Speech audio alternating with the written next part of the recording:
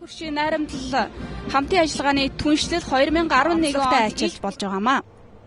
За айлчлалаас хүлээгдэж байгаа гол үр дүнгийн хувьд бол энэ удаагийн төрийн айлчил хоёр улсын харилцааны алтан үеийг эхлүүлнэ гэдгийг хоёр талын өндөр албан тушаалтнууд бол айлчлалын өмнө онцоллоо. За айлчлалын үр дүн харилцааны ирээдүйн алсын харааг тусгасан Монгол Солонгосын харилцааны алтан үеийг эхлүүлэх хамтарсан тунхаглалыг батлахаар төлөвлөсөн байна. Өөрөөр хэлэх юм бол хоёр улсын стратегийн түншлэл, улс төр эдийн засаг, хөрөнгө оруулалт, иргэд хоорондын харилцааны шин чиглэлүүдээр харилцаа өргөжин хөгжиж бэхжүүлэх ийм үнд суурийг энэ удаагийн айлчлалаар тавихаар төлөвлөсөн байна.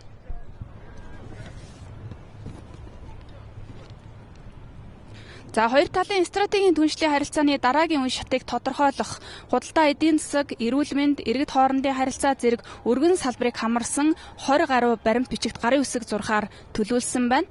За Монгол улсын хувьд бол зүүн хойд Аз болон Евразийг холбосон стратегийн чухал зангилаа байршилтай 3 дахь хөршийн бодлогодоо тулгуурлан бүгд найрамдах Солонгос улстай хамтын ажиллагаагаа шин чиглэлүүдээр баяжуулан өргөжүүлж байгаа.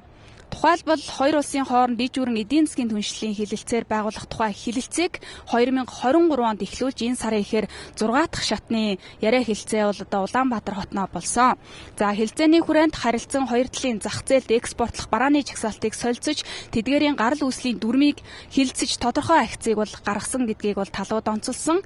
За ийм учраас энэ удаагийн айлчлалаар Монгол Солонгосын хооронд иж бүрэн эдийн засгийн түншлийн хэлэлцээрт гарын үсэг зурх болов уу гэсэн ийм хүлээлттэй байгаа. За эдийн засгийн түншлэлийн хэлэлцээр байгуулснаар хоёр талын худалдаа, хөрөнгө оруулалтыг өргөжүүлэхийн зэрэгцээгээр дэд бүтэц, хэрэглээний бараа зэрэг салбаруудад нийлүүлэлтийн сүлжээ, үйлдвэрлэлийн хамтын ажиллагааг бэхжүүлнэ гэж талууд үзэж байна. Мөн сүүлийн жилүүдэд дипломат төвшөнд өргөн хүрээнд яригдж байгаа нэг чухал салбар бол чухал ашигт малтамлын хамтын ажиллагаа байгаа. За Монгол улс дэлхийн өндөр технологийн үйлдвэрлэлийн салбарт стратегийн найдвартай тэнцвэрч болох боломжтой. Манай улсад аялал зугаалах Өмнөд Солонгосын жуулчдын тоо бол тогтвортой өсөж байна.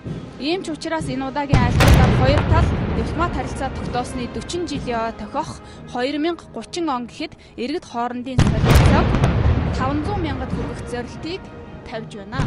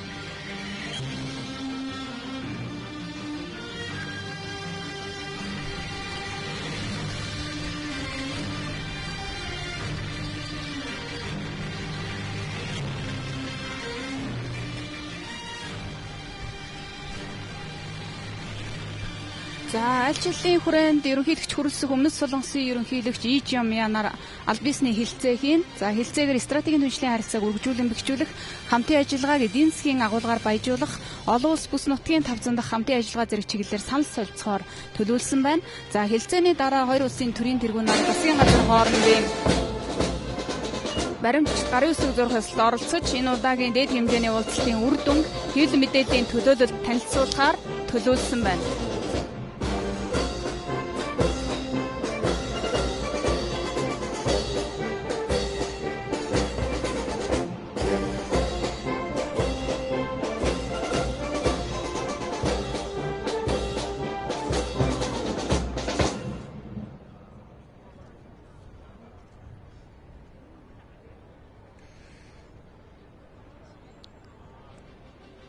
За бүгд найрамдах Солонгос улсын ерөнхийлөгч Lee Jae-myung тэргүүн хатагтаа хамт Монгол улсын ерөнхийлөгчийн хамтаар Чингис хааны хөшөөнд хүндэтгэл үзүүллээ.